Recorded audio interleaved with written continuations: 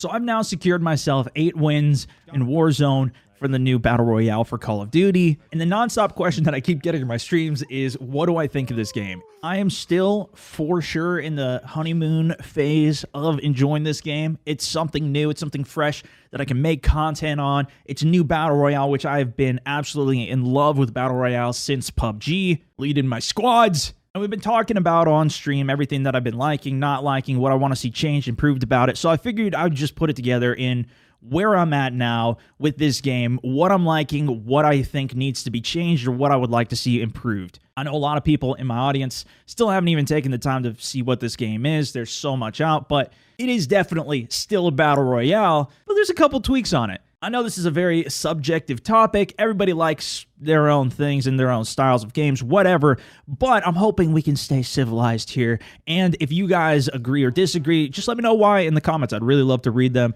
And these aren't in a particular order in general, but I do think the biggest thing that is, I'm happy they made this change is that the game is just straight up free. This was so huge when Call of Duty Black Ops 4 came out with their own Battle Royale Blackout that myself and I know everybody had just wished was the game was in general completely free. When they came out with it, it was especially on PC after a month or two of the game being out, it was impossible almost to get games to even start. Especially after Apex had come out on PC, it just seemed pretty much dead. I tried to go back and play it probably sometime in March, right around now, and I remember the only thing I could play was the Alcatraz mode where it would continue to respawn you each wave. And it didn't even feel like a Battle Royale at that point. Because they've gone free, and because Call of Duty is just such a big game in general, it allows them to bump the player count up to 150. And the map is massive, especially compared to the last one. It's got every single ground war map in this one map, and then more. The first day it launched, and in those first few hours, I think a lot of people were just straight downloading the game in the first place, and there was some issues where the games were not starting at 150 players and people kept leaving, but that's something else that I'll talk about in a second.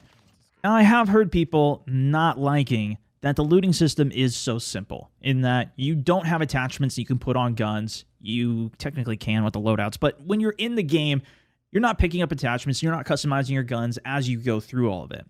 Personally, to me, this is a massive win. Now, it could be because I've also been playing so much Tarkov lately, and that game is just inventory simulator, which I do personally love, which is why it might be odd that I'm liking less menus here. But I think in the case of a Battle Royale, it is really nice not having to have the issue of you in a loot menu and then getting shot at. You're trying to hit tab or whatever to open up and close the thing in order to get your gun back out and try to shoot. It's just like you spend so little time actually dealing with your menus, and that's something that actually Battlefield did a decent job of starting to implement with their Battle Royale that they did, Firestorm, but it just, the looting items off of the ground, things were stacked on top of each other, you couldn't really ever do, there was a bunch of other issues with that, but this is in that similar vein where it's just super simple. By that, I mean, you don't need to deal with, oh, how much do I have to drop sniper ammo to carry more assault rifle ammo? Just pick up all the ammo that you can until you're full with each of the categories. Ammo and even cash that drops is literally just auto pickup. You run over it and it just picks it up.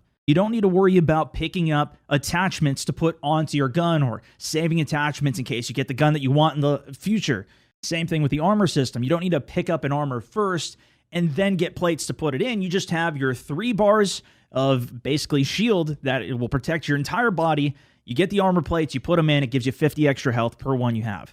You carry 5 of them. You just auto heal. You don't need to constantly have bandages. I remember in Blackout constantly just running around spamming bandage after bandage and then trying to find the trauma to get your health up the extra bit. It does add a couple other layers of gameplay, which it can be fun, but I do like that it's a little simpler here.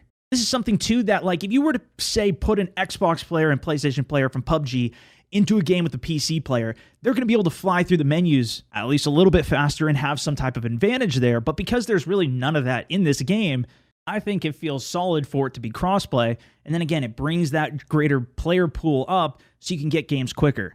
Having the ability to res in a Battle Royale, to me, has made the experience so much better. When they introduced this in Apex, being able to res your team, it just took away the entire problem of, especially when I'm playing with friends, somebody dies at the beginning, we would always reset, just all blow ourselves up in order to play with everybody again, at least because otherwise we're going to be sitting there for another 30 minutes and the person's just going to be watching. it's not as ideal. There's no chance for them to even come back. Blackout had introduced that every wave you get the respawn, but there is no like deserving of that respawn. And that's why I'm happy with the direction that they've gone with this. At least so far, it seems like it's been fantastic. The fact that you can 1v1 somebody in order to come back adds a layer of skill level to it, to where if you die from somebody who just isn't better, but you die in a super unfortunate way, it gives you that chance of redemption if you can earn it. And the higher skill player over time, theoretically, should get to more end games, should have more opportunities to win, right? There's still going to be a ton of luck in Battle Royales. That's just part of it. But this helps to curb a little bit of it, and it dramatically improves the pacing of the game. The mid-game, there's so many more people alive. It feels a lot like this game is just nonstop. And then at the end game as well, it just feels like there's so many more people alive. And it's nice too that the system does end before it gets to, you know, top 30, top 20. Usually by then, the gulags are closed. There is still reses though, and it's an interesting opportunity where you can spend cash in order to bring your team in. Is that balanced? I don't know. And maybe the price needs to go up a little more. But you can't just be camping in a corner and continue to just keep rezzing your team, because you need the money in order to do it. So I'm glad there's still that barrier there. It's not just people rezzing because it's a new round. It ups the total kill potential that you can get, because so many more people are guaranteed to come back. Somebody's going to win all those 1v1s at least. Other people are going to get enough to res, so there might even be more kill potential in the game. But I feel like this is very much a Call of Duty thing to make it so that it's just nonstop action, action, action. And I feel like it works well in this game. This next point, though, you may not agree with me as much on, and that is that there is a heavy sniper focus in this game. And personally, I absolutely love it. It was one of the things that I loved doing in PUBG. You had that Car 98. You could snipe one-shot somebody running across a field. They peek you for 1 second. You get to make them pay. On top of that, it's a very difficult shot. You have to lead it. You have to account for bullet drop. I had played so much Apex Legends last year, and at the beginning it did feel like the longbow was a pretty good gun in that one, but it really turned into, at least for me, the best way we got wins was by going double gun. You had a shotgun, an assault rifle, an SMG, an assault rifle, something that you could push in, use one gun, switch to the other, use that without having to reload, and you can clap people before they could fight back, especially if they were using a sniper. They just couldn't compete with you in close range. Now this is a game where your assault rifle, especially if you put an extended mag, you'll have enough to kill 1, 2 people, maybe 3. It can get dicey in a 1v3, especially if everybody's full armor. But having a sniper is extremely effective, because if you can one-shot somebody before the fight even engages, and there's a lot of long-range fight potential in this game, 1 to 400 meter shots are not too uncommon. It feels very rewarding to bring that bolt-action sniper, and our team is constantly full running bolt actions as our secondary. In Call of Duty, as well as Battlefield fashion too, you can see where those snipers are aiming at you from with the glint, so it does help to balance it in some way. You know when a sniper's looking at you if you're scanning your horizon enough, but I've just had a ton of fun using snipers again. The last thing I want to touch on in my favorite changes is the money system and the contracts.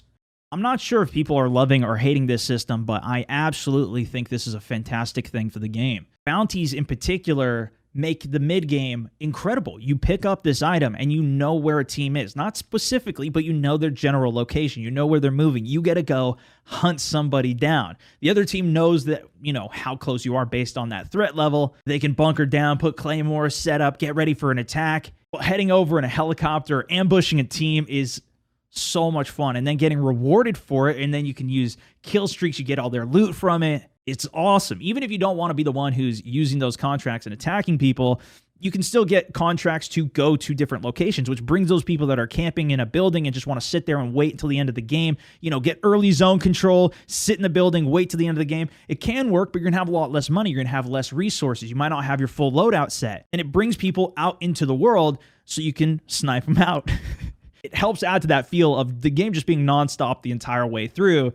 I've really been enjoying that. And then the buy system to complement it, rather than it being based on kills, if you are a person who maybe you're not going to be playing aggressive and trying to take every fight with the attacking bounties, maybe just go for the contracts of securing crates.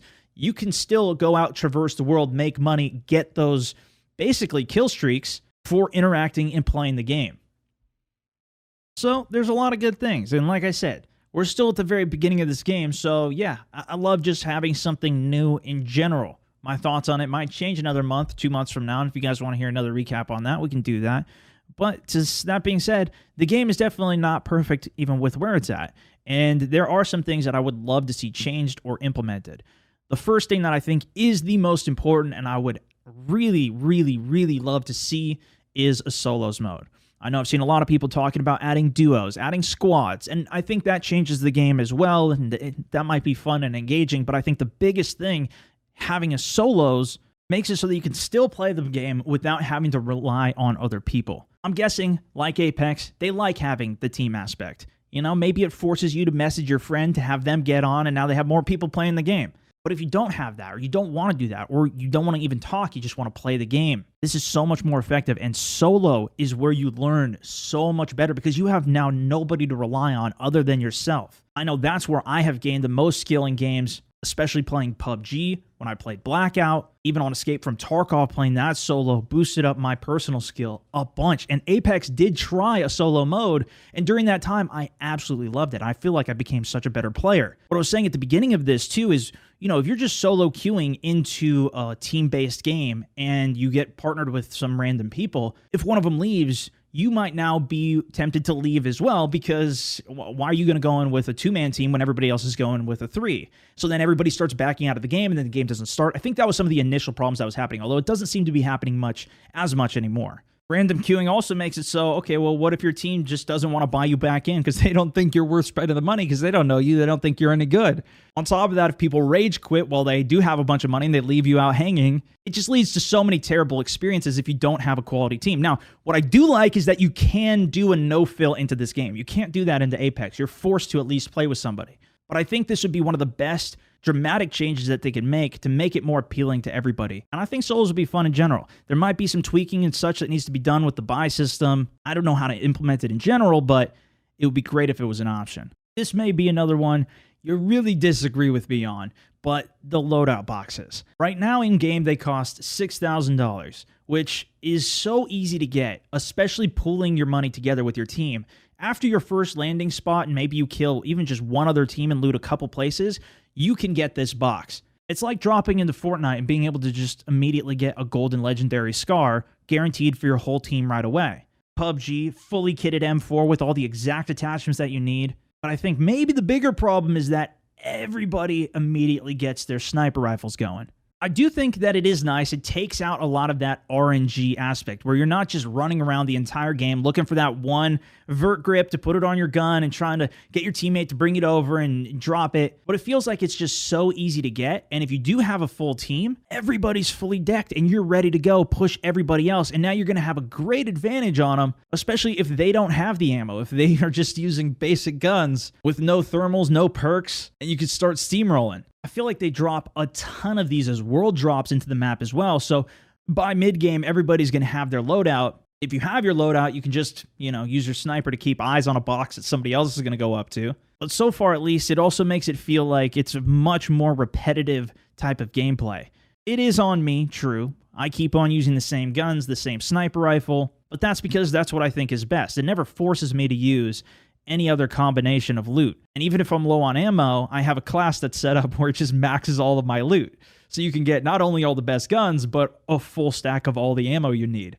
It's also rough for the free-to-play players because they're all starting out from scratch. They don't have any of the custom loadouts. They've got to go through, play the games, and earn it. So everybody who's already bought it, who's already been playing, has an advantage. Now that's just something that's baked into the game. That's where it is. There's double XP for this week. That's going to help people speed up the process. But honestly, I think that if there's new players to the game, they should maybe get, at least for the first 20 hours of gameplay, a 3 or 5 times XP, something dramatic, so they can start to catch up and get a couple guns, at least that they want to, unlocked and catch up to where everybody else who's already been playing it is at. Maybe it's just giving them a couple free unlocks so they can get a gun with thermal optics, or at least have one loadout set up exactly how they like it, especially since the loadout boxes are just such an integral part of this game.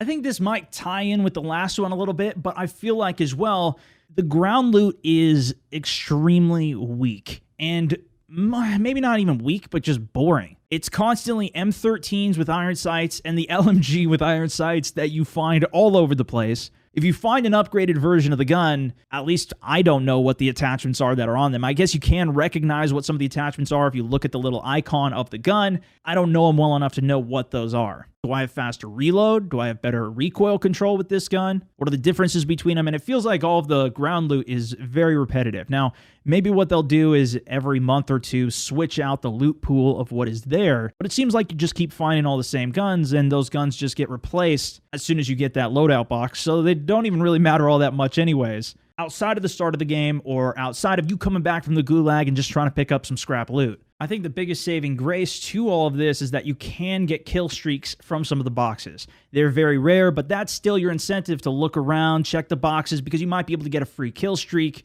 a big cash bonus. Maybe you can use that to bring somebody back, but there's not really ever going to be, once you have your own loadout, like another gun that you're looking for on the map, and now you've got this glorious gun, your Kraber, your or whatever that might be. I think that takes away a little bit of the excitement of it, but maybe that also just helps to control the game and make it a little less RNG based.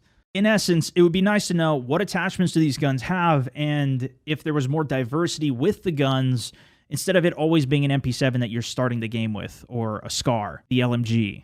I think the biggest thing that I've experienced that I want to see changed in the game, though, as of right now, is the sound, specifically of footsteps.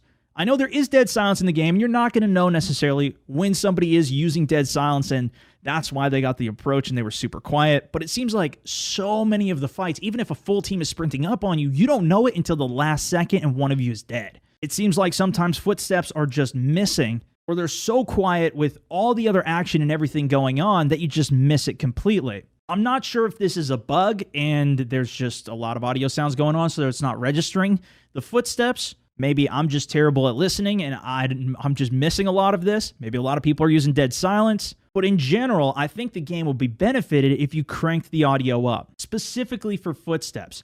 Especially in first-person shooters, sound is just such a critical element. You don't know if somebody's behind you unless you're hearing those footsteps. I know when I'm playing Apex, for example, I'm constantly listening not only for the footsteps, but the sound of those footsteps to know exactly which character it is. Maybe I'm also just spoiled from playing Tarkov, where you've got in-game headsets that crank up specifically those audio footsteps like Awareness did with the perk in the past for COD, right? So you can hear footsteps louder. I don't think we necessarily need to add that perk back into the game. Personally, I'd love it if just all the footstep sounds were cranked up more. So it also became more of a decision to, I'm going to crouch walk into this next fight. It's going to make it much slower for me to get that engagement, but now I actually will have the element of surprise because footsteps are something that I'm actually considering. Finally, the last point I have is the pinging system. Overall, this is actually a great win for me. I love that this system is in the game. I love being able to mark people. I think it's something that Apex initially introduced very well. And if you are playing with randoms or you don't want to talk, somebody doesn't have a microphone in, even if they do and it just enhances the way you play the game, like this is very much a gamified thing that I think fits into Call of Duty. It would be awesome if there was a realism mode version of this and we just went much more hardcore. I would be down if Call of Duty implemented something like that. But for the system that's in there with hit markers, with everything that this game gives you, radar, it works. But it also kind of doesn't work. When I'm trying to ping certain locations of where people are, it'll actually ping the doorway that I'm in. And if you do make a mark, the thing is so massive, and when you aim down sight at it, it doesn't disappear or become smaller, so now it's blocking the visibility for my teammates that I'm trying to call out what this is, but they can't see it because the giant symbol's covering it. So you got to remove it. It seems to ping in the wrong place, and maybe this is me just not used to the system completely enough as well, but it feels like this is a bit of a janky system as is. I'm glad it's there. It's definitely helpful in calling things out, but I think this needs to be one of the big areas of improvement going forward to make it flow a little bit better. There's a lot more that we could talk about with this, but I think we'll leave it there since this video is getting long enough. Let me know what you guys think about it in the comments below. Do you agree, disagree with anything that I have to say here? Definitely, I want to think more about it because I've been enjoying this game and I hope that it lasts for as long as it possibly can. I want it to stay fresh and fun. I know Call of Duty usually has a limited lifespan until at least the next Call of Duty comes out, as they do these every year. But it's new that they're dropping a Battle Royale with these as well. And I'll be curious to see if this is something that continues on, or if, since this is a free-to-play game, this is now going to be a separate standalone title they continue to implement, maybe add new maps to, and change. If you want to talk about this stuff too live, I'm live every single day over on Facebook. So come by my streams. Feel free. We could chat about this even more. Plus, I've been doing a lot of podcasts, but I want to switch over, I think, to doing more videos like this, what I did a lot more of in the past, which is kind of just talk about a specific topic rather than just mashing a whole bunch of other stuff up together. And then I can just talk about it for a longer period of time too. So if you enjoyed it, definitely let me know. Give it a like, give it a reaction, and I'll see you guys soon. This is StoneMountain64, over and out.